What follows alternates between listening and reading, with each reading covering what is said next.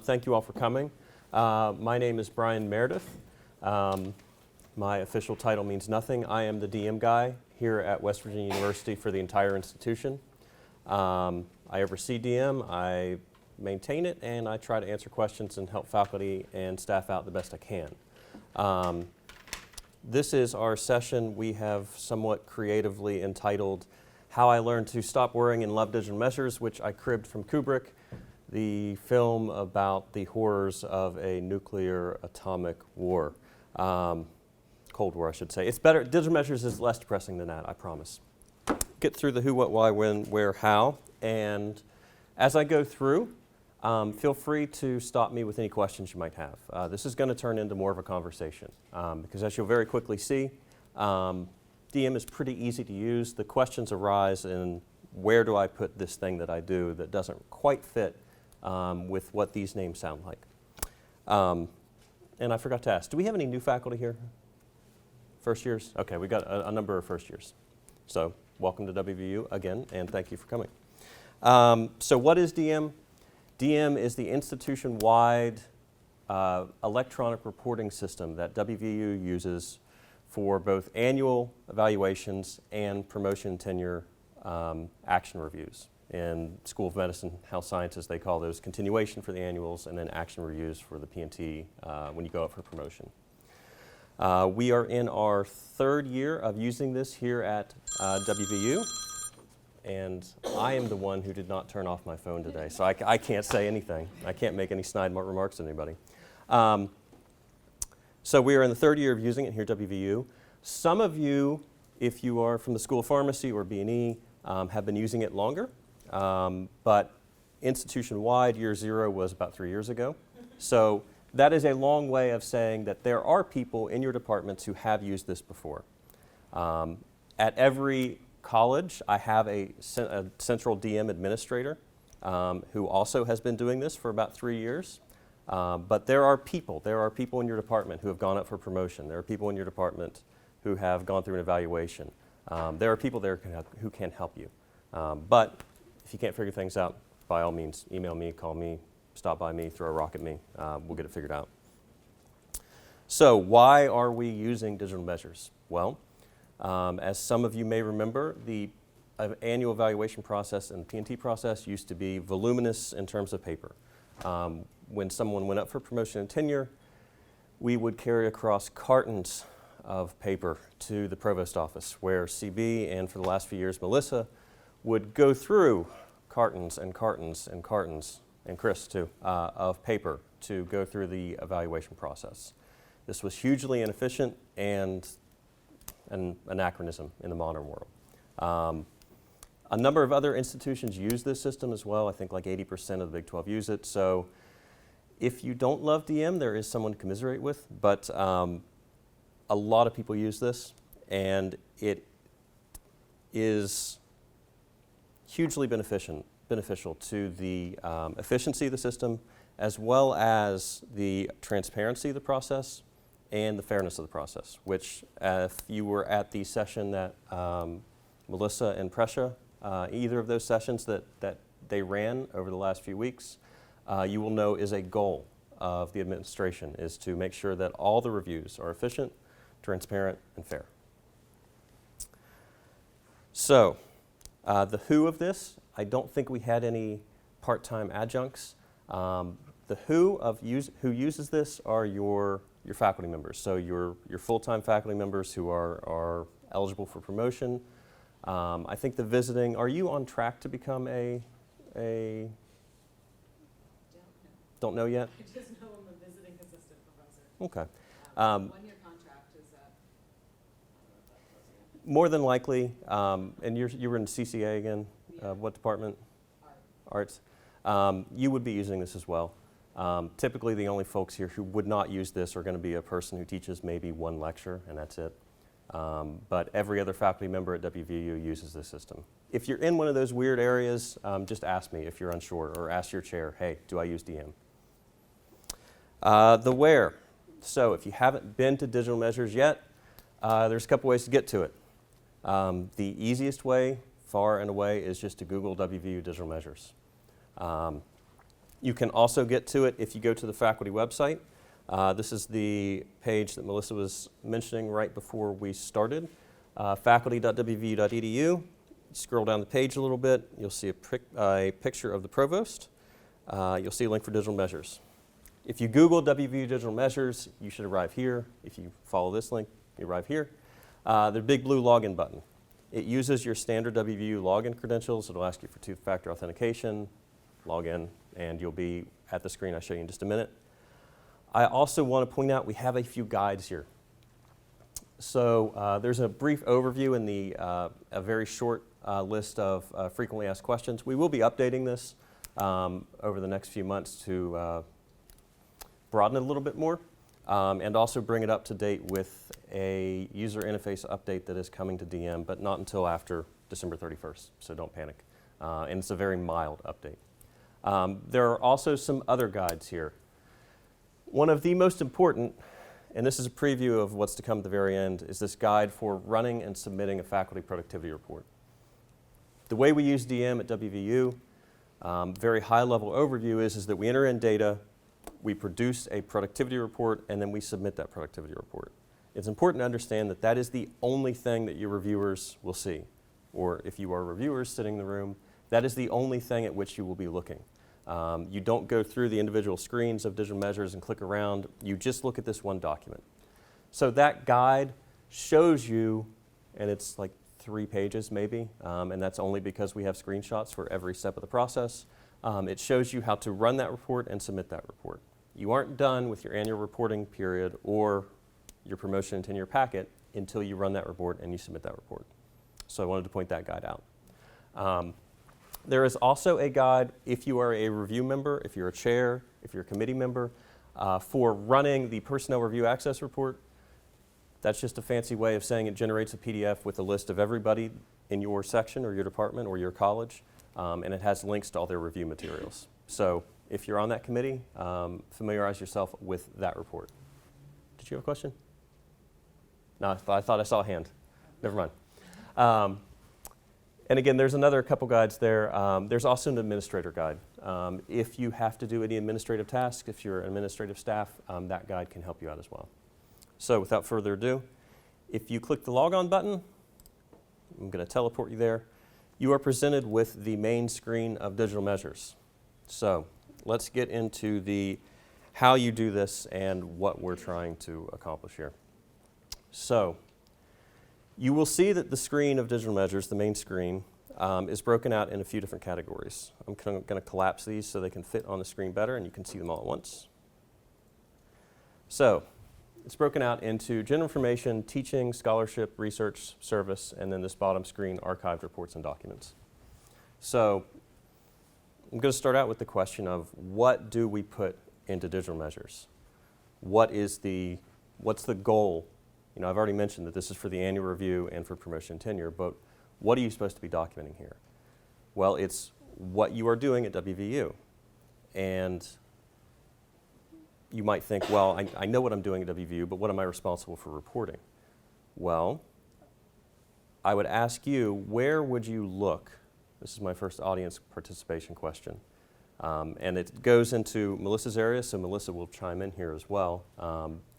Because digital measures and P&T are inexorably linked.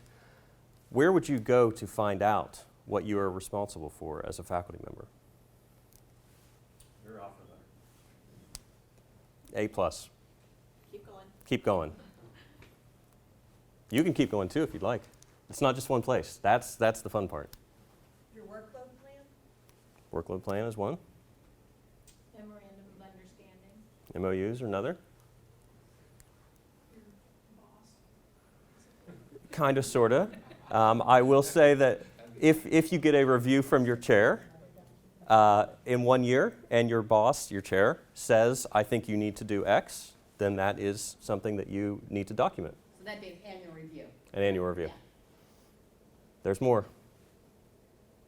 The P&T document probably from the faculty page. Okay, I think what you're... And the one that comes out from the provost every year usually. Mm-hmm. So that would be the P&T parent document or the P&T document that is applicable to the entire institution. We're not done.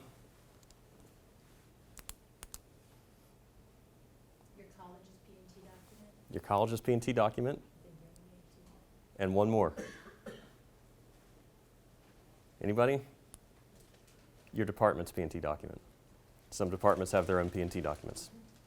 Specifically, if you're in Eberly, most of the departments in Eberly have their own. I think all of the departments in Eberly have their own P&T document.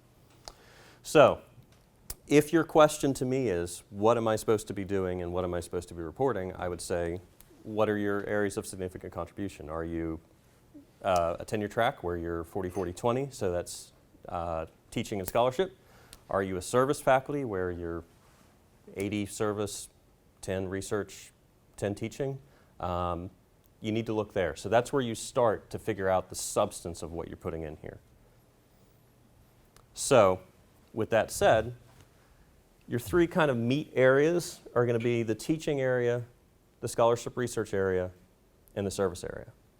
I'm going to get to those in a second, but I want to touch on the top area, which is general information. And I guess the very first thing I should have said is don't panic. I know that there are a lot of places here to enter in data. What I want to say at the very outset is that just because there is a place here doesn't mean that you have to put something here.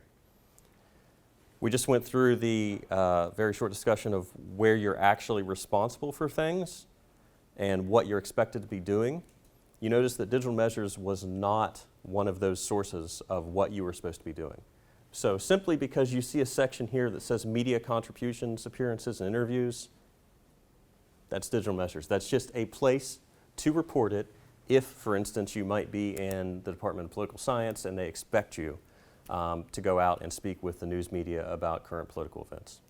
But if you're in art history or in art in the College of Creative Arts, they might not expect you to do that.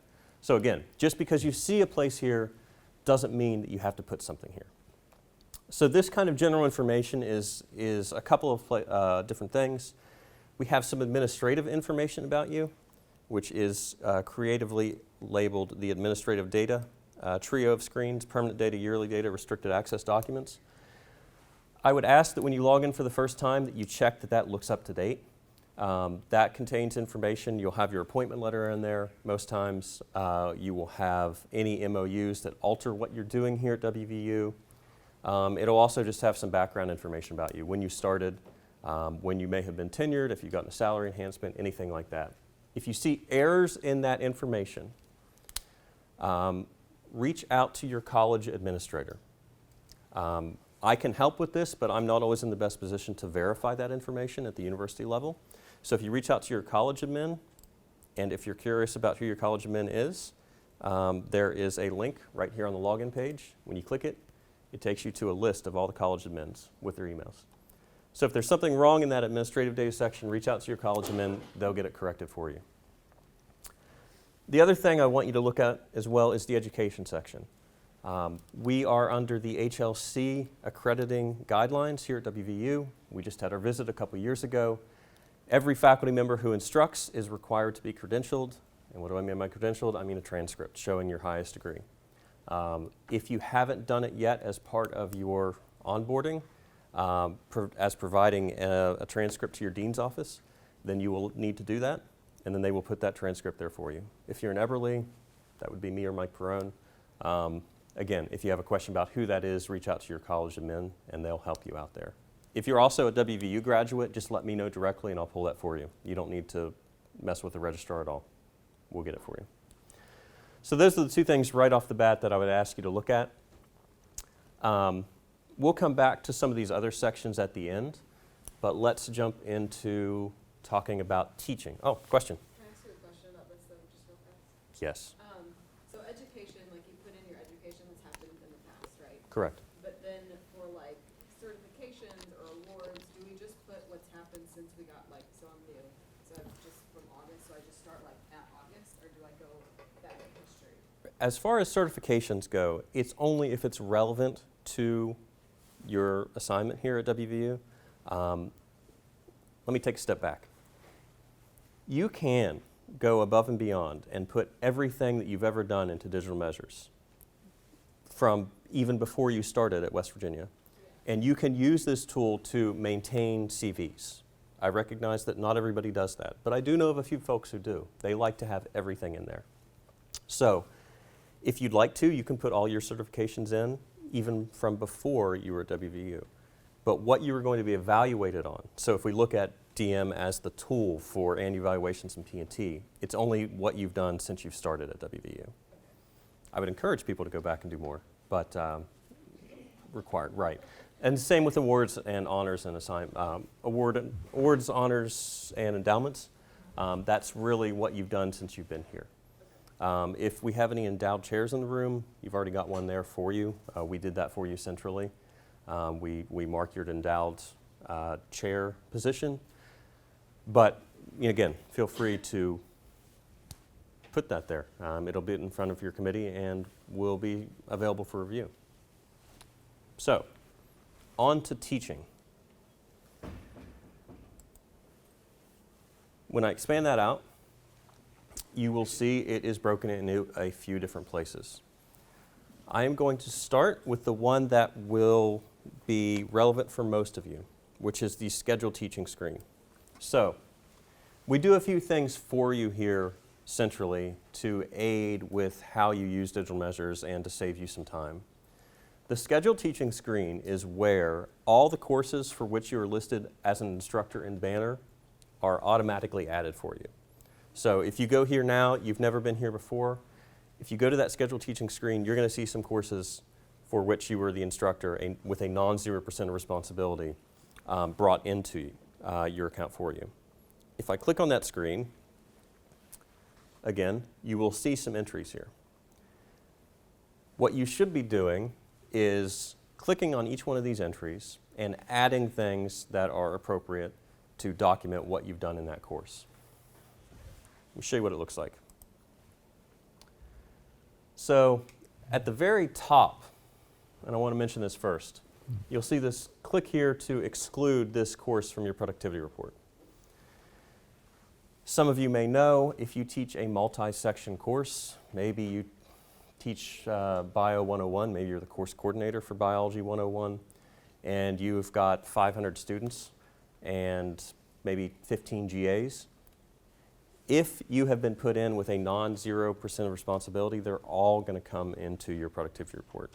You're more than likely not going to want to include all of those in your productivity report, bless you, Melissa, because it's just going to clutter things up and it's going to be duplicative. You can check that box and it will keep it out of your report. I can't actually take it out of the screen because it's a direct mirror of Banner, but that'll keep your productivity report a little bit more easy to read. On this screen, you're also going to see a bunch of red R's. I'm logged in as the administrator, so I still see the fields. As a faculty member, you will just see a bunch of read-only fields. Those come straight from Banner. Don't have to worry about them. If there's a problem with that information, let me know certainly, but that all comes straight out of Banner. So if you scroll down the page, you will get to some text boxes where you can enter in data. I said at the outset, if there's a text box, it doesn't mean that you have to enter in data. It just, if it applies to you. So if you didn't team teach a course, skip it. Don't need to enter anything there.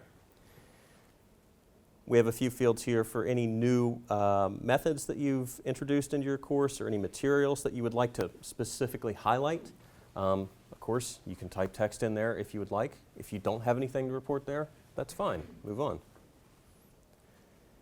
Where we are expecting to see something is this field that says syllabus for the course. When you get to this course, if you haven't opened it yet, it's going to be blank. All you do is, and I'm going to click the button below it just to show you, hit choose file, you point to a file, and you hit save in the upper right-hand corner of the screen. That's it. It's pretty straightforward to use. You'll note that the SEI field is read-only. We also bring these in for you. We bring in, at the end of the semester, your student evaluation of instruction results. There's a nuance here specific to this upcoming fall semester. Because things started a little bit late, SEI is not going to be returned until quite late this year. I am going to get a copy of it with any good luck from the SEI administrator on the evening of the 23rd. I will submit that to Digital Measures to be loaded midday the 24th. 25th, 26th, DM is closed. I don't think they're going to be up to speed on the 27th, but we will get it there as soon as we can. So, to avoid panic, we got a few options here. I do want to note that the scores for the SEIs, I will have those in immediately. I don't have to wait for DM to do that. So the actual scores for the means, for the 3 big questions, those will be in immediately. If you look at this screen, you see the field for SEI that you cannot access. If you look right below it, you'll see a little field that says supporting document.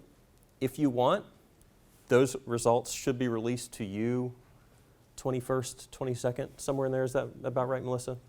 You can certainly upload your own results right here. It's okay that they aren't going to be in this field. And when I say results, what I'm talking about here are the written comments and the breakdowns. So the PDFs, if you haven't been here yet, you're not familiar with those, but it's just a breakdown of the questions and any written comments. So if you're nervous, you just want to get it done, just upload them right here. Yes? Are digital measures, like for me, it's due December 2nd. Okay. So what do? I just not worry about it because I'm not in yet? Yeah. If your department has earlier deadlines, then you won't have results in there.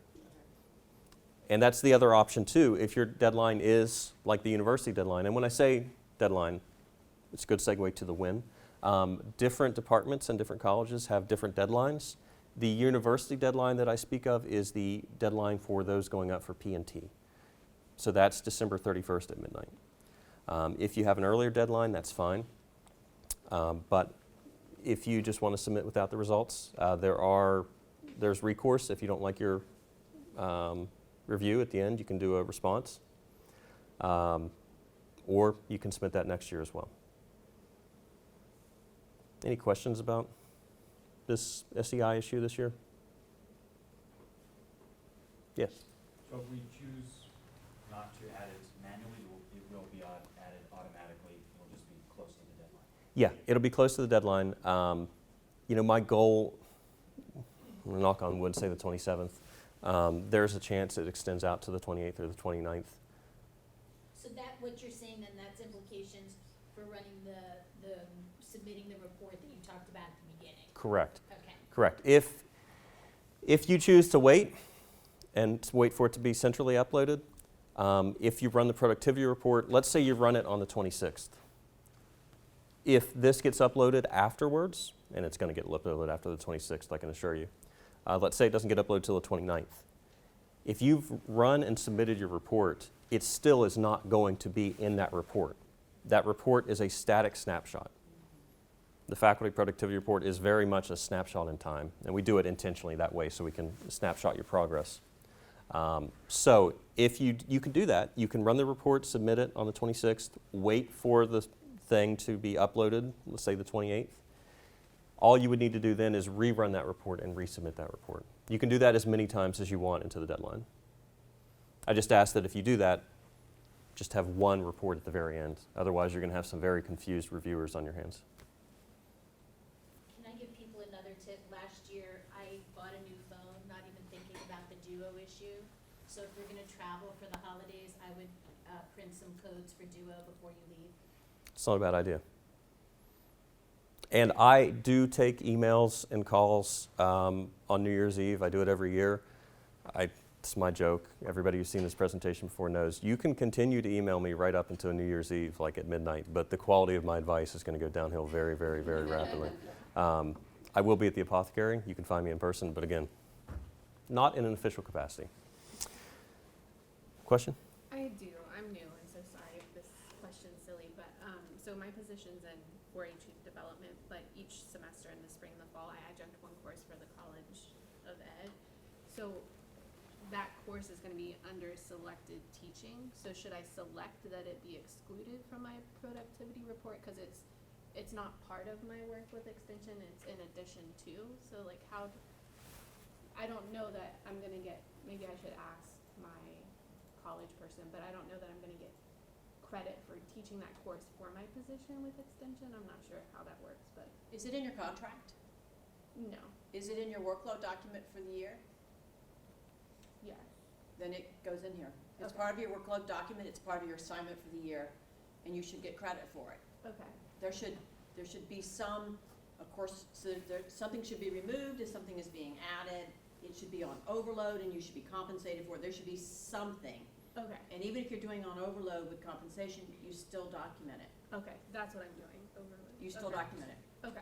That makes sense. And I'm sorry, I just saw my note. I realized we're recording this.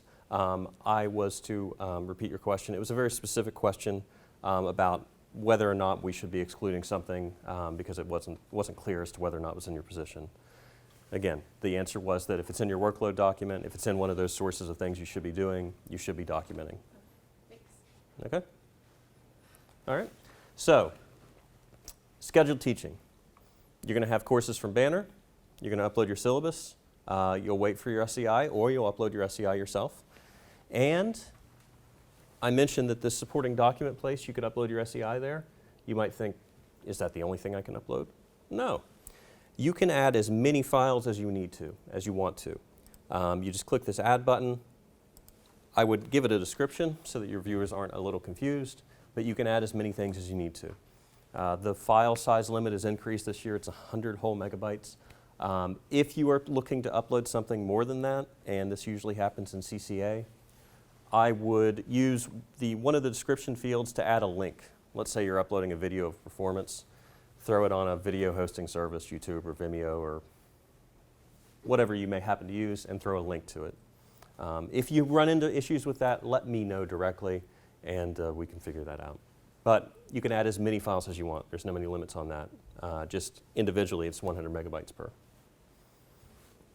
So after you've made all your changes, and you can make all the changes you want to the screen, you can, oh, sorry, go ahead. I don't want to interrupt you. No, that's all right. So with the supporting documents, so that can be like assignment sheets or project sheets or something like that? Absolutely. So the question is, what can you put in the supporting document sheet? Can it be assignment sheets, worksheets, sample tests, sample quizzes? The answer is yes. Okay. It can. What about like student work? Because I teach painting, so I want to show evidence of like, this is what my students are doing, this is the outcome. Absolutely. The question is, could you use student work? Very much so. That's what you're doing. You can upload the student work. And it'll take JPEGs, PNGs. It'll take any file that you want to give it that's not a virus. So once you've added as many things as you want, you don't have to keep clicking save after each time. You can make all the changes you want. You can throw a syllabus, add all the files, type all the text you want, go up and hit save, and you're good to go. So you've added that to your course. Go through and do that for all the courses that you have here. If something is missing, and this is primarily going to be the case in health sciences if you're a team teaching a course and for some reason your name hasn't been included. And when I say health sciences team teaching, I mean a significant. So if you are in the School of Pharmacy and you've got 5 or 6 faculty getting together, each faculty teaches a week or so or 2 weeks on a unit, that's what we'd be looking to add here. There's a form. If you click this link at the top of the page, it'll take you to a form where you can request the courses be added. Form comes to me, I'll make sure everything checks out, and I will add them for you. If it's a different form of instruction, it's a nice segue into the other screens. So if I go back to the teaching section, we have a few other sections here for teaching. And another section that I don't have up on the fake English user account for the School of Medicine specifically. In the School of Medicine, we have a screen for clinical and other teaching. This is for the faculty members in the School of Medicine, the clinicians, who may teach a lecture, maybe 2 lectures, maybe 3 lectures. For a medical student or for a biochem class or something along those lines. So you have an actual practicing physician coming in and giving a lecture. That clinical and other teaching screen for the School of Medicine is where you would want to add that. If you are here, if you're on the downtown campus, and you do some instruction for which, and this is a typical usage case, we can talk about some externals if you have some questions here. If you give instruction for which a WVU student does not receive credit, that's what the non-credit instruction screen is typically for. There can be exceptions to that though. If you give a lecture of sorts that can't really fit in anywhere else, you can add that. And let me show you what adding a record looks like here. So again, you're going to get a screen whenever you go to add any kind of record in digital measures. You're going to get a screen that has a lot of fields on it. Do you have to fill out every single one of these fields? No, you do not. The fields that you have to fill out on every screen are the date fields. But the other fields, what's important is to give us enough information that your reviewer knows what you're doing. So on this screen specifically, it's probably going to be the instruction type. And let's say this is guest lecture. Let's say who the audience was. Is this WVU students? Is it Fairmont State students? Is it national students? What the actual name of the thing you did was, and a nice description of it. Of course, you can also upload documents. So if you've got a PowerPoint or a handout or something you want to upload, you can add it there. And then, like I said, we need a date. So I'm going to take a second just to talk about dates because this applies to the entire system. So you'll see on this record we have two date fields. We have a start date and an end date. And there's also instructions, and those instructions are important. Have a look at them when you get there, but they're going to be exactly what I tell you right now. If you are doing something and it happens on a specific day, and it happens one time, so this guest lecture is a great example of that. Give me an end date. That will assign it in the system to have happened only on one day. You don't have to give me the exact date if you don't have it. I would love to have it was on January the 2nd, 2017, but if you know it was in January 2017, just give me January 2017. If you can only remember it happened in 2017, give me 2017. I would prefer as accurate as you can, but don't get hung up if you can't remember the exact day something happened. If you do something, and it doesn't make exact sense here, but let's say in the context of a service entry, you're on a committee, you've been on the P&T committee from 2003 and you're going to be on the P&T committee until you retire in 2030, 2040. I don't know if that's a good retirement date or not. 30 years of service? I don't know. We'll never retire. So if you're on a activity that occurs over a long period of time, you can give a start date and no end date. If you give a start date and no end date, that runs it to present. That just means that whenever you run a report, if you run a report now, if you run a faculty report next year, if you run it in 10 years, that record will be included in your report.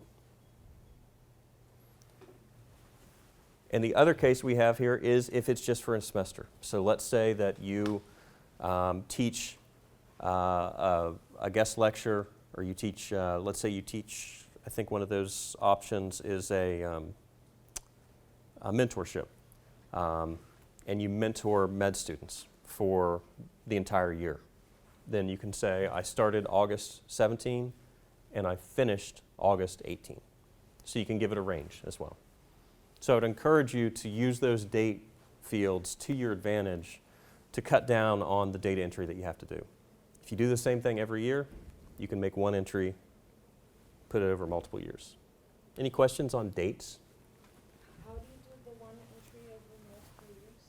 It just stays? Or? So yeah, so if I put that this happens, if I put this as I started in say 2010 and I don't put any end date, then that entry counts over multiple years.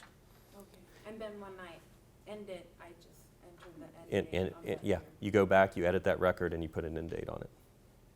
And so vice versa, if you've put an end date on it thinking you had to, you can go back and now edit and take it off and just resave. Yeah, absolutely. Okay. If you want, there is a duplicate button. Or the question was, I'm sorry, both questions here were if you want to put it over a range, you use the range field. If you just want to go back and change it from an end date, you can go back and change it or duplicate it and make it another thing.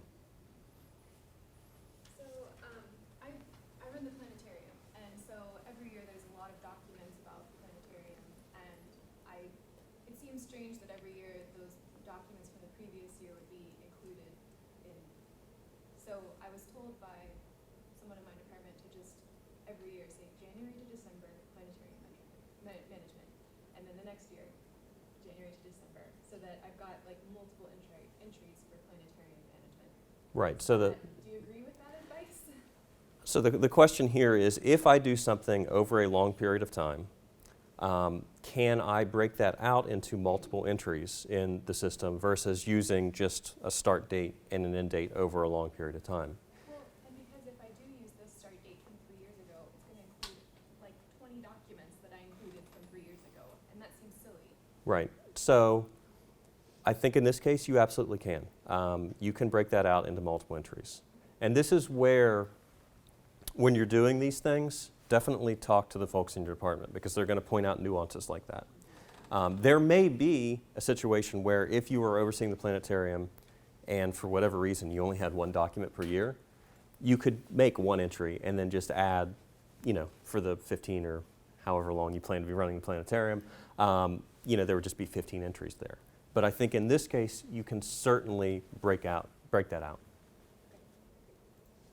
What if you're mentoring a student at another university? Would that go here? So mentoring student at another university.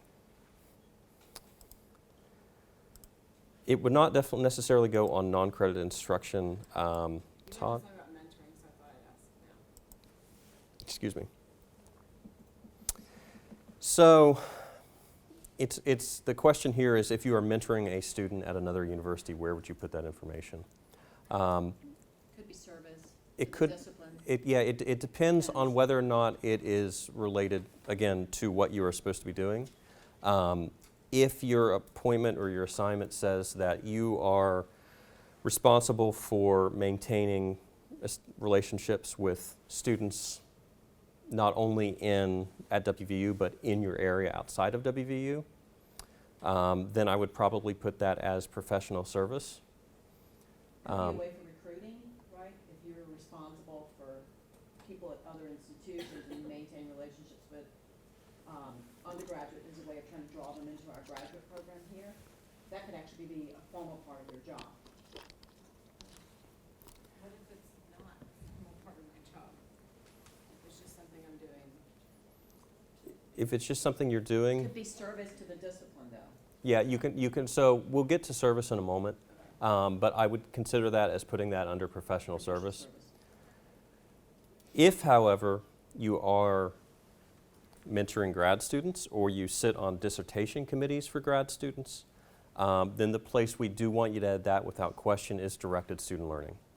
So you click on directed student learning, and you'll see here that I have some fake entries populated for dissertation committee chairs, master's thesis committee members, dissertation chairs, committee members, things like that.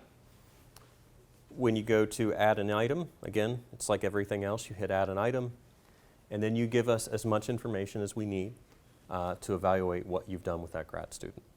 And I do recommend having a separate entry here for each grad student that you ever see.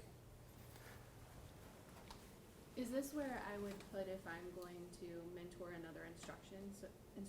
So for example, this coming spring, there's 4 sections of the course that I teach. I'm probably going to be lead on 2, but then they're going to pick up 1 or 2 other people, and so I would kind of be like the lead and then mentor them in the course that we have.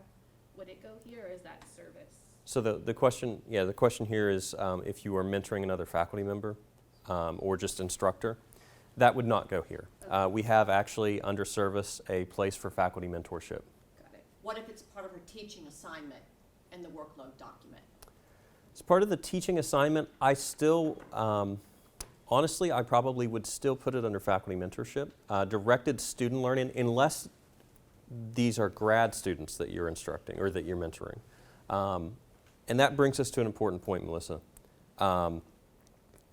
If your workload document says, as part of your teaching responsibilities, you are to mentor co-faculty members. Let me go back to the main screen really quickly. You'll see in service, we have a space for faculty mentorship, but it's in service. Is that okay? Yes, it is okay. If our categories here, which we have set up for the entire institution, don't match up with, hey, I do faculty mentorship, but we call it teaching, that's fine. Faculty mentorship in the institution level is in the service section. If your department counts it as teaching, they will count it as teaching. Don't panic about that. but I definitely think yours would go under faculty mentorship. What about mentoring research assistants? Is that in the directed? The question is, what about mentoring research assistants? That is definitely going to be in directed student learning. There is a type for mentoring in that activity, and you could list them there. Any other questions on directed student learning, scheduled teaching, non-credit instruction? I want to mention as well that we do have a space for academic advising, so any advising that you do that's relevant to your assignment, you can document there. Any course or lab supervision, again, you oversee Bio 101, you can add that there. Current student success and graduate placement information, alumni success, those are kind of some specialized categories. Current student success is really going above and beyond. Let's say you are the, I don't want to say mentor, but you're the advisor for the physics club, and you meet to go over physics problems, then current student success might be a good place for that. Graduate placement, alumni success, let's say you write letters of recommendation for your students, you help them get jobs in the industrial fields, you could add that there. Those are kind of specialized places. Not everybody will have something here, and like I said at the outset, that's okay. This last screen I want to mention, teaching innovation and curriculum development. In the scheduled teaching section, there was a text box that said I did some new things, and I kind of want to highlight them here. You might think that sounds like teaching innovation and curriculum development. I like to say that teaching innovation and curriculum development is just kind of a super intense version of what you might have done there. So let's say I redo the curriculum for introductory English in the English department, or I come up with a new class, a completely new course. That is going to be under teaching innovation and curriculum development. It's something that goes beyond some changes that you've made to an existing course that you would just document in scheduled teaching.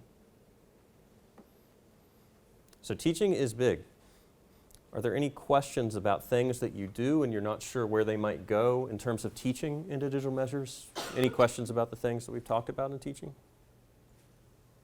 So if somebody develops some new instructional materials, will it be under teaching innovation, or is a separate section for instruction? So the question is, if somebody develops some new teaching materials, if they're just new teaching materials for an existing course that they're teaching, I would actually probably put that under the scheduled teaching screen for the course that it is. So let's say that it was, that's fantastic, special topics, slam poetry. So there is a couple text boxes here where they could describe what they did, and they could add those new materials here. However, if it's a drastic redesign of that course, not just a new sequence of handouts and tests and things like that, then I would put it in the innovation and curricular development section. And related to that, if somebody serves on a curriculum committee, so obviously that group contribute to curriculum development. Correct. Will they report it under teaching or under Service. So the question here is, if someone serves on a curriculum development committee, will they report it under teaching or will they report it under service? That is a fine question. It fits somewhat in both places. I might suggest it fits more in service, but it somewhat depends. Melissa, do you have any thoughts on this one? If it's a radical revision of the undergraduate curriculum for your department, it seems to me it could go under the teaching and service. You would want it under teaching, innovation, curriculum development, particularly for people where they're 80% teaching, 20% service, and part of their job is for curriculum development. It might make sense to put it there. So I think the answer there from Melissa was it makes sense to put it in teaching innovation. It might make sense to also put it under service. There's going to be overlap sometimes, and that's going to become clear in a minute when we get to scholarship research. It's not that you're trying to double count things, it's just that you're trying to make sure that those activities are marked. I think that if there is an issue, especially let's say in your department, you have people putting things in both places that don't really go both places, you can address that to them in their review letters or one-on-one. You can say, hey, it looks like you're really just trying to pad your file here. Why don't you put this in the more appropriate place? Yeah, I'd like to tell them in advance before they upload Yeah. the information so that we avoid duplication. Correct. Again, it just depends on the degree. So I'm going to move on to scholarship research now. Oh, wait, 2 more questions. That's all right. No apologies. When your committee or whoever is reviewing your annual report, are they looking to see that it matches up with your percentage of your responsibilities, like 40%, 40%? Whatever your contract is? So Like, the if question- you have a lot in teaching, but not as much in research. The question is, yeah, I understand. The question is when a reviewer looks at your report, are they trying to match up to what you are supposed to be doing? The answer is yes, they should be. If they're not, there's a problem. So back with, okay, student success, graduate placement, alumni success. So with painters, if they're getting into shows with paintings that happen from class or like publications or anything like that, should I be sending out a mass email to like, hey, students, let me know if you're getting into shows, so I can put that on here?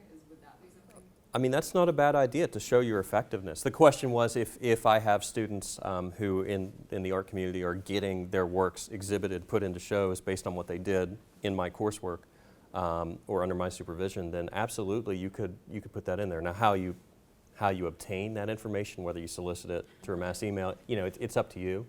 But that would be a good place to put it. I mean, you could create a livable website where you could tell your students when you're working with them, I'm going to follow you through time. I want to see if your works are getting, and when this happens, go to this website that I created and put that information in there. Otherwise, you're going to have to keep emailing them. The timing is going to be weird. I mean, there are all kinds of things you can do to start teaching them now to give you that feedback. It's just part of their career development. Okay, scholarship research. This is the meat in the sandwich for a lot of you as well. Let's start off with some of the things that we do for you. So you'll see the first 3 items in scholarship research are proposals imported from KC, awards imported from KC, and protocols imported from KC. So about once a month, more frequently towards the end of the year when deadlines happen, but I pull things directly from the KC system. So any sponsored research that you do that goes through the Office of Sponsored Programming will show up in your digital measures account. So starting from proposals, all the proposals you submit, they will come in to the system, and if you click, you should get a list of all of the proposals that you have submitted in KC. If you click on one of those items, it will take you to a screen where most of this is read-only. We pull this straight from KC. Those of you with experience with KC may know that sometimes things are not always accurate here. I can't change things for you here because if I change them, when I do the next import, the information just overwrites from KC. If you see errors here, reach out to me, let me know, but more than likely we will have to get those fixed in KC, not in DM. There is also a space, several spaces here, where you can describe what happened in this proposal. You can actually correct a discrepancy right here. Let's say that it says it went to NSF and it actually went to NIH. That's a big mistake, but you can note it there. We've also added a checkbox recently. This proposal is a direct result of a sabbatical or professional development leave. What we're asking you to do is that if you do take sabbaticals and you do come up with some proposals, you'd get some awards while you're on that leave, that you check that box, just so that we can kind of see how sabbatical time results in productivity here at the university. You also see that there is a space for a documentation, blue sheet, this proposal. You can upload a copy of the blue sheet there. And as with all the other screens, supporting document field at the bottom, if you want to add some more information, you are more than welcome to do so. Also be remiss if I didn't mention at the very top of the screen the option to exclude that proposal. If something comes in that shouldn't be there, you'll have that box. So anytime we bring things in for you, you will have that box to exclude it from your report. It doesn't delete it from your account. It doesn't stop your reviewers from seeing it. Reviewers, there is a report that you can run that's called Excluded Records so that you can make sure that there's, let's say somebody excludes a course just because they got a low evaluation. Can't do that, sorry. But if things are coming in that truly should not be there, you can remove them from your report to help the reviewer with their job. Question? When do you usually transfer data from KC? Is it the beginning of the month, the end of the month? It's good for us to know when the data is up to date. So the last few months it has been the 15th, which is yesterday. Yesterday was a busy day. It hopefully will be after I finish the session today. Towards the end of the year, once we get in November, I do it every week. The question was, when did this transfer from KC happen?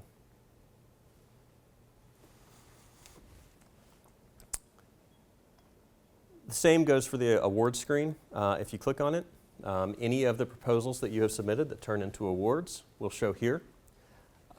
We do show dollar amounts, and I do want to note that the way we have to get this data from KC is we have to do it cumulatively. So let's say you're on a $1 million grant, and it's 4 years, and you get a quarter each year. In year one, this page is going to show $250,000. Year two, it's going to show $500,000. 3/4, and in year 4 you'll show the full $1 million. We also break out F&A costs. If you're the PI and you have an amount attributed to you as the PI, it'll show up there. If you are just a task manager and you have amounts attributed to you, it will show in the task manager field. Question? If the proposal is still pending, does it show up under proposals or awards? Okay, the question is, if a proposal is pending, does it show up under proposals or awards? If a proposal is a new proposal and it is pending, it will only show up under proposals. And it should show up with a status of pending. Or currently under review? Currently under review. However, if you have a proposal that resulted in an award, and let's say you are up for a renewal of that proposal or of that award, and you submit something new, it will show, and you get the award, it'll show up under the award section with a status of, it should show up with a status of, it should be funded. I don't think that status will switch to currently under review, but the proposal status related to that award, if you submit a modification, will change. But we can be sure that whatever appears under awards, a green sheet was issued. So Correct. The question is, if something appears under award, was it a funded award for which a green sheet was issued? Absolutely. While we're here and we're mentioning green sheets, again, a number of read-only fields that we can't change in DM, but if there's a problem, let us know and we can figure out what's going on. But again, we have the fields here where we can't upload the green sheet for you, unfortunately. You do need to go in and upload a copy of the green sheet, but you can also upload anything else you would like related to that award. And finally, this year we started uploading IRB protocols. This was for the Health Sciences Center primarily. If your department considers IRB protocols, not every department does, but if they do, we'd load those into DM for you as well. Same thing it goes, if you want to add any information, you certainly can. It looks just like the others. Add whatever information you'd like and hit save. So let's say you have sponsored, oh, did you have a point, Melissa? Oh, sorry, I didn't see your question. So I was wondering, I have to submit a hatch proposal which won't be funded, like if there's no, I don't think it'll go through OSP. Right. Do I put that in here? That was right where I was headed. So the question is, if I have submitted a proposal that does not go through OSP, so it's a funding or research proposal that doesn't go through OSP and therefore would not be included in our import from KC, should I add it? The answer is yes, you should. You'll see the section that's labeled Contracts, Fellowships, and Selected Grants, Manual Entry. What you want to do is you want to click on that screen, and you will want to add that here. It's going to look similar to the screens that are imported automatically in terms of what you would want to add. And again, you would want to add what the type is, what the title is, who the sponsor was, some other information about it, a date range of when you submitted it, if it was funded, if it was awarded, and a status, and then you would save it. I do note here, specifically in engineering, where we had a lot of manual entry while the KC system, we had some issues getting KC to work with digital measures. The manual entry screen, it's up to you all entirely whether or not you want to keep using the manual screen or you want to direct your faculty to remove those manual entries in favor of the imported entries. That would kind of be up to how you want to handle that. I do understand that there might be some duplication there.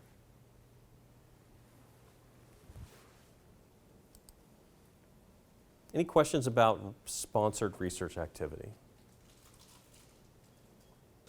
No? Okay. The other area in scholarship research where you're probably going to spend a lot of time is the publications, research, and intellectual contribution screen. So this is where you head to document the articles that you've published, the books that you've published, the book chapters that you've published, the anthologies you've edited. Although that last one could be in service, but let's start with the journal articles and the book chapters. So if you go here, you haven't been here before, it's going to be blank. You can certainly go and click Add New Item. So let's say I started on a journal article this year. I can go ahead and say it's a journal article. I can say what the title of it is. And let's say the status. Let's say that it's actually, I haven't submitted it yet, but I have started it. You can document that here. If you go ahead and submit it, of course, you can change that status to submitted. But we need as much information as you can to help the reviewer understand what you're doing. Obviously, there's not going to be any of the citation information because it's not published. But at a minimum, we need what it is that you're doing and the dates. So, as I mentioned before, dates are important. If you've just started on something, throw a date started. If you've actually submitted it, throw a date submitted. As we go through the life cycle of a publication, you can add more dates as appropriate. So, question? One of the statuses is not accepted. Correct. Does that mean if your article was rejected? Correct. Yeah, we're still, the question is one of the statuses that says not accepted. Is it still important to document? It's absolutely important to document. Your administration, your chair, your committee need to know that you're doing something, even if you weren't successful. And they might have advice. They might say, well, we see you have this paper. I've read a copy of it because you've uploaded a copy of it. I think if you change X, Y, and Z and submit it to Journal X, you'd have a better chance of success. And then the next year, you might get that published. So, the question I often have is, do I need to make a new entry for each step of the process? So, year one, I have an article, I make it here. Year two, it gets accepted, I submit it, it gets accepted. Do I need to make a new entry? No, you do not. All you need to do is change the status and add a date of submission. So we're looking really for one entry here to follow the lifetime of the thing that you've done. Any questions on just that part of it? We're not done with publications yet, but just the initial adding it to the system.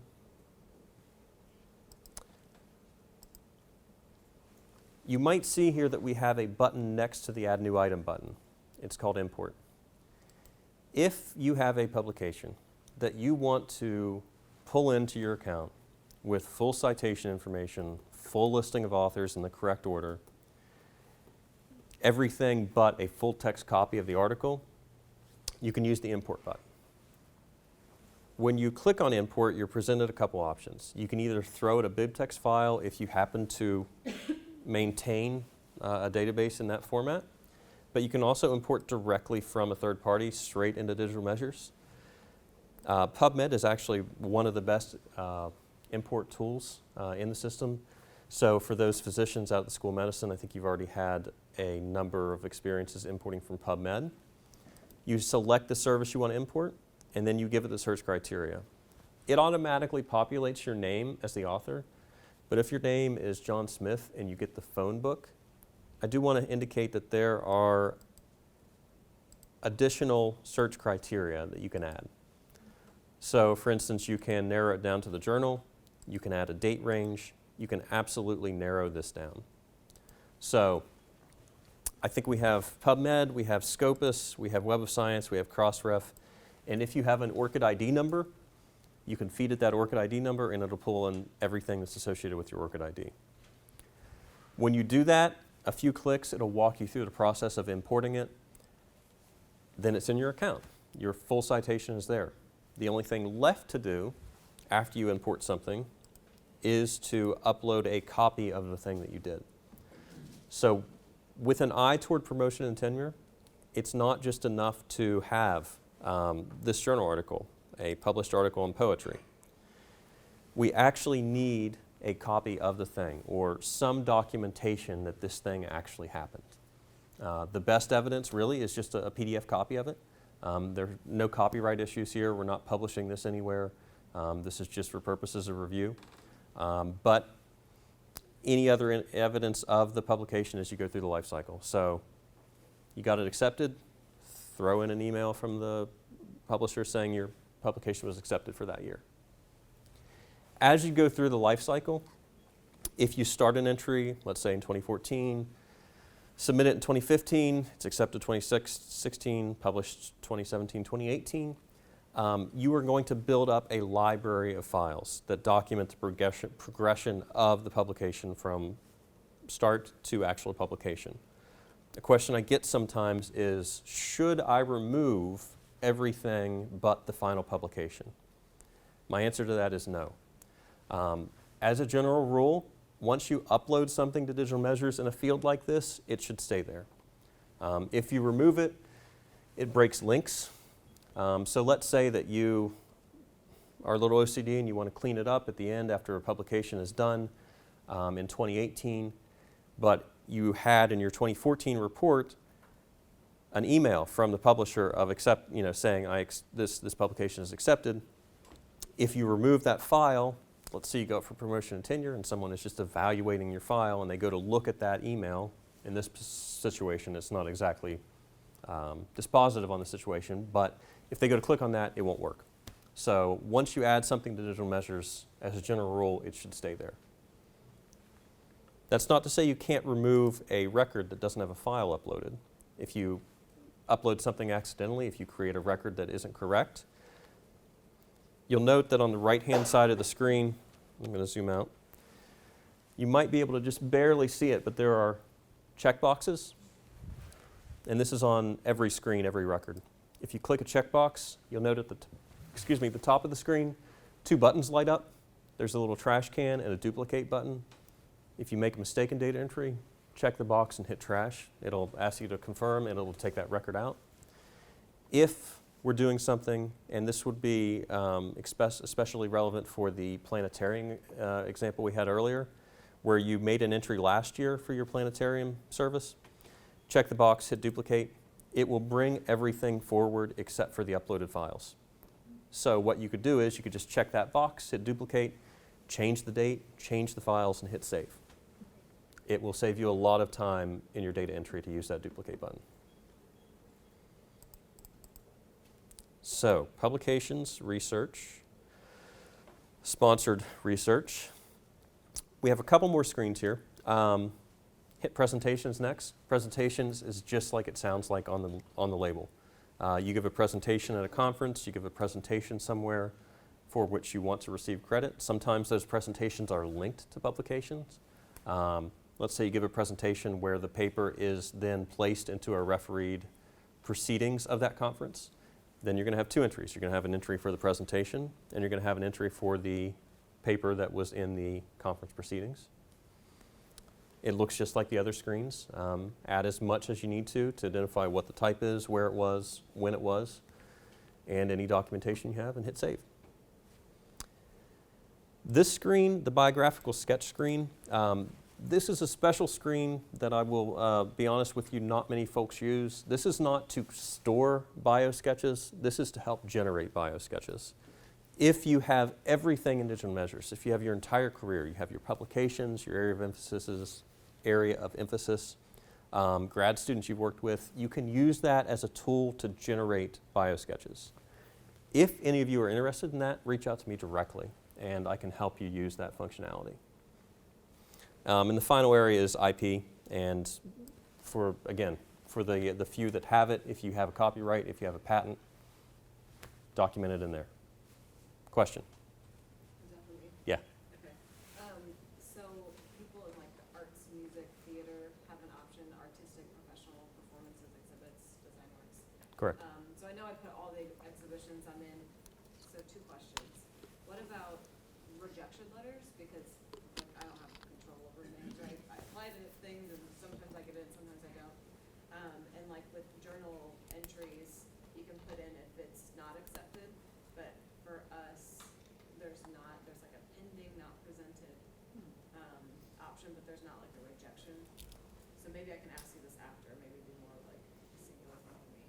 No, that's a good question. So the question is that on this screen is for the English user in arts and sciences.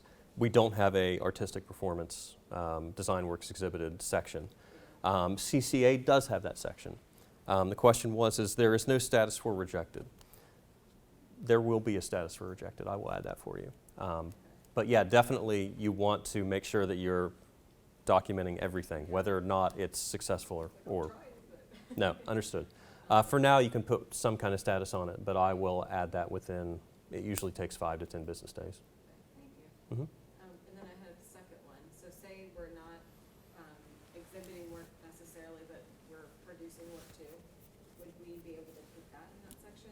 Because like part of mine is that like I'm making paintings too and exhibiting, but like just producing work. Or maybe that would be something I would ask my director. It sounds to me like it would go there. The question is if you're making things in CCA, would you also put those there? There is an other option for type of work. And that's an important point that I should have mentioned earlier. Thank you.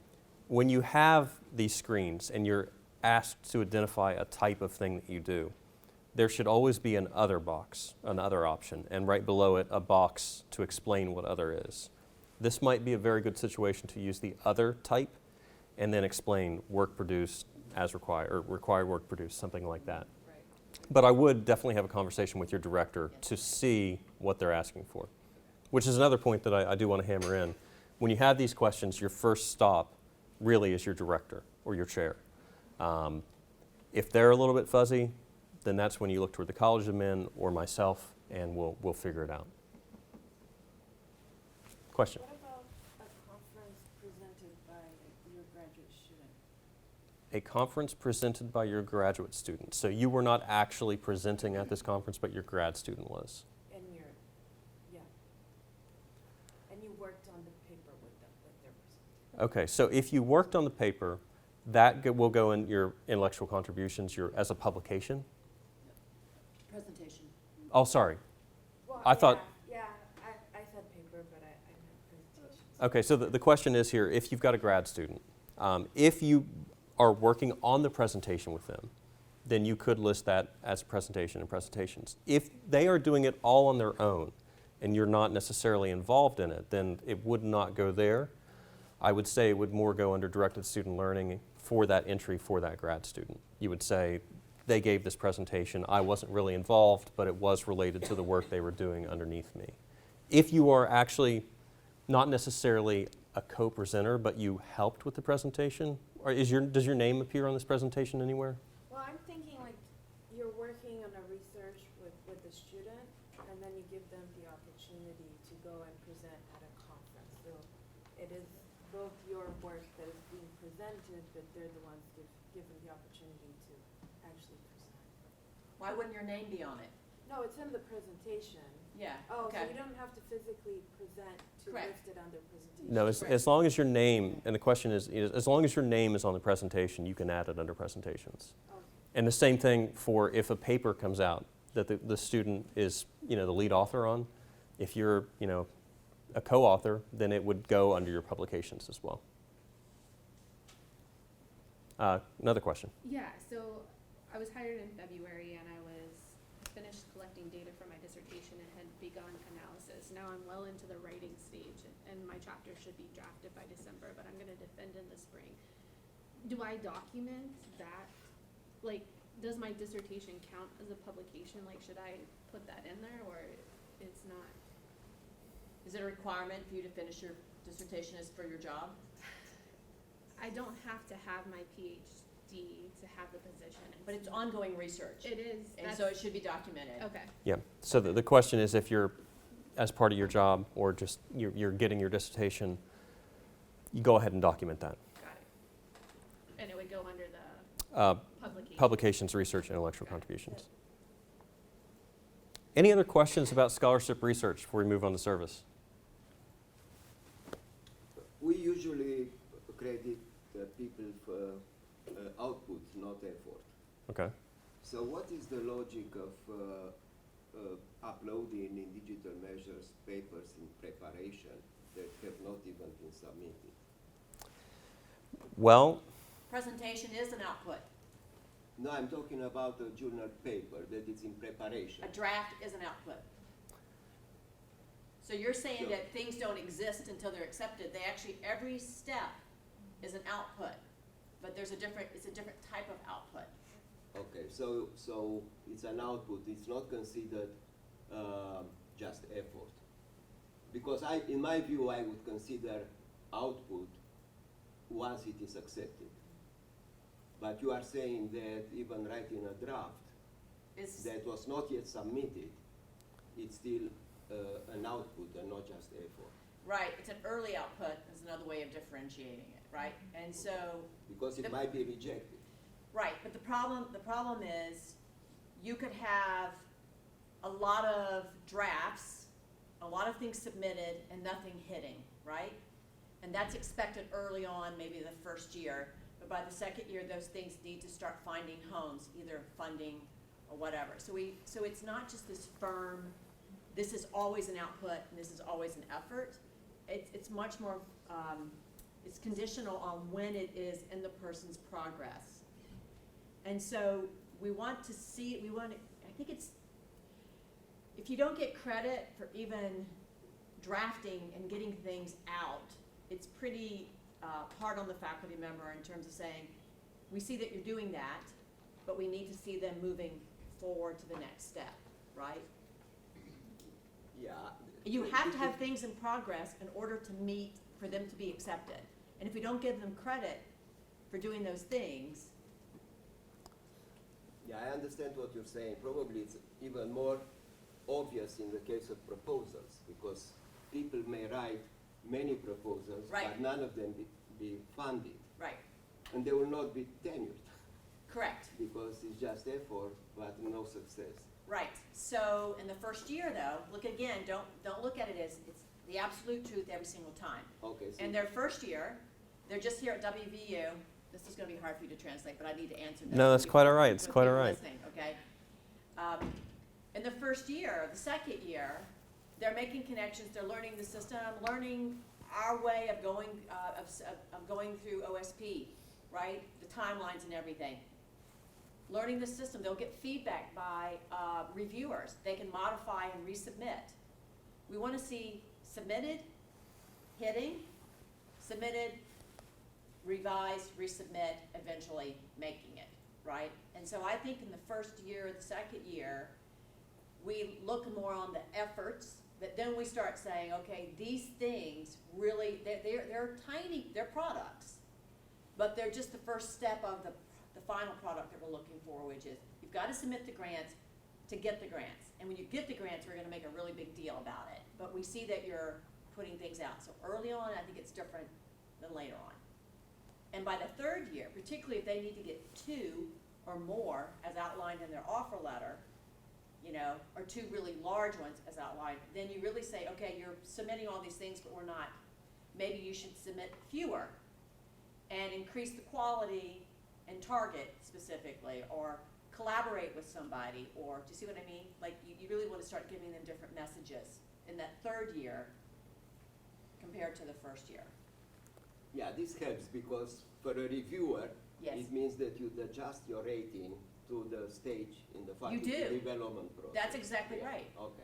So if we also think about it, think about someone who was just promoted and tendered at the associate, and they got like 5 things sort of forthcoming, and all those things got credited toward tenure. Yeah. And then that next year they have 0, Yeah. right? Are we gonna give them an unsatisfactory? You know, they're probably shifting and redirecting their research. They might be applying for a sabbatical. And after that sabbatical, you're gonna see that rush of products coming in. So I think we do need to take into account where they are. Yeah, 2 or 3 years, 2 years out after being associate professor, and we see nothing moving. That's Then you look for results. that's a very different, yeah. Okay. So, in brief summary, Thank you. no, the question was really, you know, what's the logic, what's the intent behind adding things to digital measures that aren't yet finished? And as Melissa just went through, it's important to show your development as a faculty member, and as you move through time, your departments may or may not have different standards as to what they count those things as, but you should still document them in their files such that there is a record. So when we get to a result, whether that's a positive result or in the very, very, very, very rare case, I believe, Melissa, what are our percentages for 95% success rate. 95% success rate and going up for promotion tenure? In those 5%, Over 140 cases a year. right. So in those small 5% of cases that aren't successful, it's also important to have a record of what they did and what they did not do. So document things that are successful and not successful in the area of scholarship research. Okay? I'm going to get to service because we've only got 7 minutes left. We'll be here for a little bit longer. We have extra time, and you can always grab me afterwards, but I understand. I want to be respectful of everybody's time, and if people need to leave at 10:30, we'll try and be finished here by 10:30. So service, it's last, but it is not least. These categories are fairly straightforward. So we've got University College School Division Unit, all as one. You could read that as WVU. I may change that to be WVU one day. We've got professional. We've got public service, community engagement, and outreach, all as one. Then we've got these 2 specialized recruitment and retention and faculty mentorship. So let me take each one of these in turn. WVU, University College School Division Unit. I serve on a P&T committee. I serve on the PRT committee. I serve on the parking committee. Any number of services that you do that relate to your work here at WVU. Professional. This is, I review articles for a journal in my field. I edit things. Well, edit might be more publications, but I do anything. I sit on the board of examiners for the profession in my field. Anything that has to do with your field as it relates to WVU. Public service is exactly like it sounds on the label. It is public service, community outreach, or engagement that is related to your appointment at WVU. So if you want, you can mark here that you're on the Kiwanis Club, but that's not really what we're looking for. We're looking for, unless Kiwanis Club happens to be related to your appointment. More likely what you're looking for is here that as part of your appointment or as part of your workload, maybe your chair suggested that you go do physics demonstrations at a high school, or that you provide some basic physics courses for a community program. Then that would be under the public service outreach community engagement. Question? Could you count conference attendance here? Like, you're not presenting, but you're attending like professional development? So we actually have a space for professional development. You will note at the top, faculty development activities attended under general information. So this is conference attendance where you don't present. It's not necessarily service. They may count it as service, but it's really not service. It's not in the service section, I should say. Recruitment and retention, those are a specialized screen. This is if you make efforts towards recruiting students or retaining students. So you go to the career fair or the major fair and try and recruit students to philosophy or English or math. Or you make efforts in your department to retain those students for which you currently have. So you work on identifying at-risk students, You meet with them, you identify a plan to retain the students you have. And finally, faculty mentorship. We were here a little bit ago. If you are mentoring other faculty, then you indicate that here. I know I only spent 4 minutes on service, but are there questions on service? Things that you do that you're not sure if they are service or where they should go? Yeah. What if you help out in somebody else's class, but it's not a guest lecture? Or you come to graduate student seminars and, provide feedback? Is that something that could go under there, or is just kind of expected? That's the question here is if you participate in other folks' lectures, other faculty lectures. I'm not sure what it is you're doing. Yeah, so for example, they teach a career class, and we went for students to practice meeting business people when they go for a job interview. Wouldn't that be a service for your department? That's my question. Is that something that would go there, or is just kind of expected in terms of collegiality? Correct. So this is an important distinction, and one that we should make. The specific question here is not necessarily that you're participating in the courses, but you're helping out. In this specific example was they teach a course on careers. I was going as a kind of mock interviewer to help them out. I would say that would be service to your department, but then the question is do you identify things that are just expected of you as an employee? Like going to a faculty meeting. Like going to a faculty meeting. I would suggest that that's not something that should really be in your report, because those are things that you should be doing anyway. If you have a question about the things that you should be doing anyway and whether or not you should be reporting it, I think that's a question you should talk to your director or your chair. But this situation, I think, comes down, I would put this in service to the unit. When I was hired, I was assigned a mentor in my department, and I've had lunch with her once. Okay. But she's my official mentor. But there's another faculty member who I would call my mentor.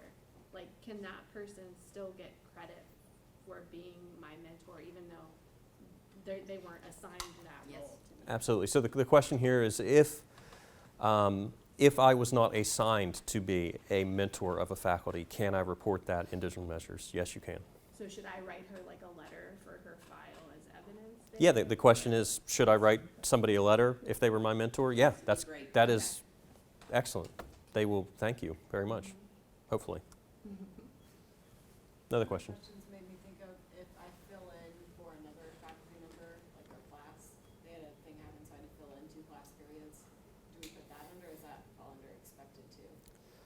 That is a little different. The question is if I fill in for another faculty member if they can't make it to a course, or they can't make it to a class meeting. It's instruction. It is instruction. It's guest lectures. It's also It's guest service. lectures. You could report it in a couple different places. You could report it in service to the unit as I was available to fill in for a couple courses. If you had a great lecture that day, you can note it in teaching, and you can say, I gave this lecture this day, and it was just an outstanding lecture, and we had great feedback, and raise the grades of the class. But yeah, you can report that. Any other questions? Okay, really quickly, and last but not least, I want to take you through the last step in the process. So after you've entered in everything, a couple things left to do. This screen at the bottom that says supporting documentation, CV, report, narrative, or other. When you click on that, you're going to make an entry for 2019. You'll see we've got a few things here. We've got a place for your CV. This is an Eberly specific thing that isn't used anymore. And then there's a couple places for narratives. So, as I mentioned before, digital measures is not the list of things that you have to do. Your workload documents, your appointment letters, your department guidelines, your college guidelines, university guidelines are things you have to do. They may or may not include a requirement to do a narrative. It is still strongly suggested that you do one. It is, however, not required. Why would you want to do a narrative? And when I say narrative, do I mean like a 20-page book about what you've done that year, I don't. I mean, maybe a few paragraphs, maybe a few sentences. It helps to contextualize what is otherwise, as I'm about to show you in about 90 seconds, a potentially 15 to 20 page PDF that just has a bunch of stuff. If you give a narrative, it's linked at the very first, on the very first page of the report, and it can help your reviewers contextualize what you've done. This is especially important when you go up for promotion and tenure, but it can be also very important on an annual year-to-year basis. So even if your department doesn't require one, we would still suggest that you add one. Do it. I mean, maybe this is just, I should ask my department, but, do you have any idea of like a typical length? 2 pages. Okay, because I've gone I've done more than that, and I've heard that I need to chill out, so, I just don't know, I didn't know what's expected. So Yeah, there's better do more than this. there's the question is how long should I make my narrative? A couple pages is a great target, whether you go below or above that. You know, I'm assuming the engineers don't want to read 5 pages or 20 pages. No more than 5 for your promotion and tenure file. Okay. Oh, really? Yeah, Okay, so But that we should be do your goal. require it. okay. Oh, you do require it. Is 5 typical for Okay. promotion and tenure? Well, that's good. So 2 for annual, 5 for promotion. Okay. Makes you very to the point. Right. So you can upload those there. We also have a space here. We have a space for a CV, which I recognize as belt and suspenders. It's duplicative, but go ahead and upload a copy of your CV there just to make sure nothing is missed. And then we have this space for report appendices. We want there to be a place for everything else you've done. But if there isn't, this is the catch-all. So let's say that there is something that absolutely makes no sense anywhere else in the system. Maybe it's a Hallmark card that you got that you just really want the committee or your chair to see. You can upload it here.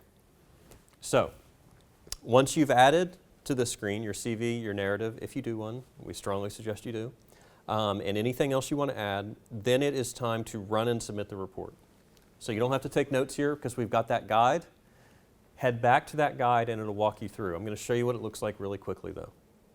You go to Rapid Reports, you choose Faculty Productivity Report, and the two most important things we need to do here are we need to set the date range. So you need to know what your reporting period is for your department. I can't give you an answer for what one is because they vary all the way across campus. Let's say we're doing calendar year though, so I'm going to set it January 1, 19 to December 31, 19. The second thing is the file format. It defaults to Word document. Please do not use Word document. Please use PDF. For various and sundry technical reasons, I cannot remove Word document from the list, but please, please, please use PDF. When you select PDF, you click Run. It's going to ask you, and this is very browser dependent, Chrome automatically downloads it to your downloads folder. Safari does that as well. I don't know what Edge does, to be completely honest with you. Firefox prompts you. I'm going to go ahead and save that. You want to make sure that you keep track of where you save it because the final step is uploading that thing. So I'm going to go to my downloads folder. I'm going to review this. This is the PDF I was telling you about. This is the only thing your reviewers see. This is what I mentioned at the very start. This is the only thing that your reviewers see. So you need to make sure that everything you want reviewed is in this document. Scroll through, make sure everything looks correct, make sure all the links that you uploaded are there. You don't have to click on every one of them, but if you click on one, just make sure that it works, make sure everything looks okay. When you are satisfied, we close that little pop-up, we go to the submit screen, we hit submit. We're going to add a new item. This is going to be 2019 for this year. I'm going to submit this October the 16th, 2019. It's my annual report. Unless I'm going up for promotion tenure, then it's my promotion and tenure report. Then I am just going to choose that thing that I just ran. You'll see it's this one. If you're wondering why it's named that way, it's the date, 2019, October 16th at 9:34 Central Time. I'm going to click it. It's going to make me click all these boxes to verify that I've uploaded my CV, I've uploaded all my documents, everything I've done, run the report and completed the screen. I hit save. Once it is there, I'm done. So It unfortunately doesn't give you confetti and a bottle of champagne or anything to let you know you're done. But if it's there, and the one that I just did was October 16, if I want to verify it, I can just click on October 16, click on it, open it, and it's there. You're not done until you upload that file. And so if you are doing promotion, when you run the report, you would do it for the year, all the years that you're. Correct. So your promotion, the question is, if you're going up for promotion, how do you do that? When you go to Rapid Reports, you choose the period for which you were up for review. You also have to do an annual review for that year. So where does that go? So it's, You click annual. yeah, so you can submit 2 things for that year. You can submit right. 1 annual, 1 promotion and tenure. But where do you submit your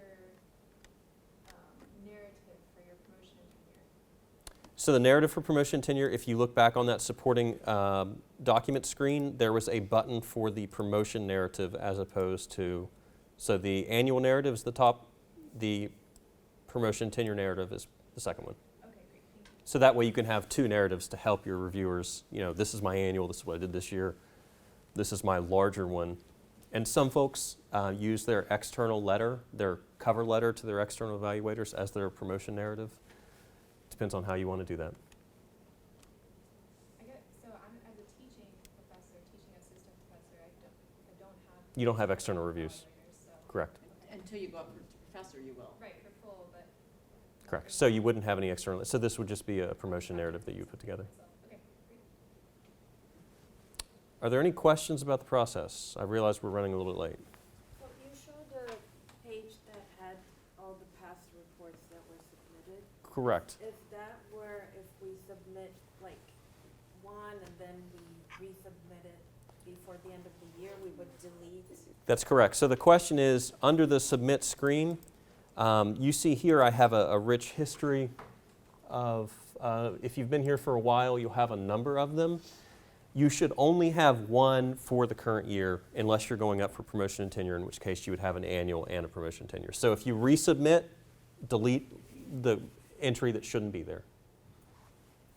You also don't have to make a new entry. You can just, if you click on that entry, you can just replace that file as opposed to making a whole new entry. Any other questions about the end of the process or the whole process? Life? The weather? It's raining? Are you available after the thing? I'm available after this thing. I do not have anything on my calendar the rest of the day. Okay. Well, I realize we're a little bit past time. I appreciate that everybody stuck it out for the whole thing. And those of you who had to leave, I understand that as well. Thank you for coming. If you have any questions, let us know. We're here to help.